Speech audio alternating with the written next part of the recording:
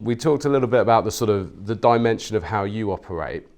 If you compare your perspective of sitting on, say, a corporate board to a not-for-profit board, what do you perceive the sort of differences in the dynamics to be? Yeah, I mean, I've never personally worked outside of this sector, so I have to imagine what it's like. I've never experienced that, but I mean, certainly governance is something we take, corporate governance, something we take really seriously as an organisation. So we have a group of voluntary trustees who are, we're a company limited by guarantee. We're a registered charity, so our board of directors is both directors of the company and they are trustees, according to charity law, and they have quite onerous responsibilities actually. So there are various guidance around governance, Nolan principles, charity commission ones, Institute of Directors. So all of the relevant guidance we follow. So my job as CEO is to facilitate the board being responsible for the overall governance of the organisation. And I was saying to you before this interview that during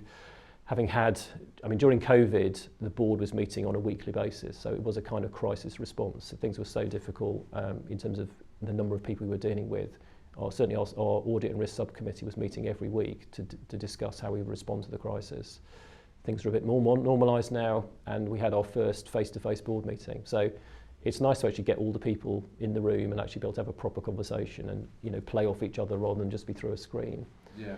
I think in a way that sort of board, it's like any team, that you've got different characters who are there for different reasons, and I think the challenge is how do you motivate people to work in the same direction, to work in the interest of the charity, not for their own particular interests, but so you're trying to get a collective corporate effort. You're trying to get everyone to face in the same direction and pull in the same direction. And I was really pleased at our away day that there was a very strong feeling that people are working genuinely together, bringing their skills and their strengths to do that.